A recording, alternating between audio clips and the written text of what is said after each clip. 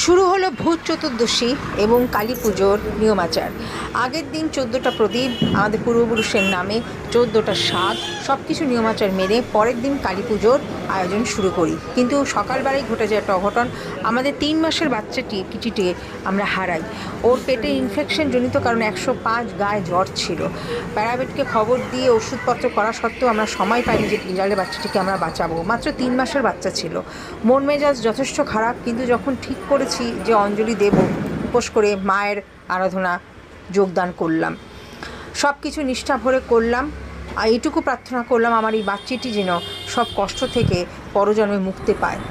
দেখুন, রাত্রি প্রায় তখন 2:30 বাজে। রাস্তায় কে বলবে আমাদের কালী পুজো, আমাদের সব রাস্তাঘাটে কোথাও শঙ্খ, কোথাও উলুধ্বনি, কোথাও মন্ত্রপাঠ হচ্ছে। মনে হচ্ছে যেন আমি স্বর্গে রয়েছি।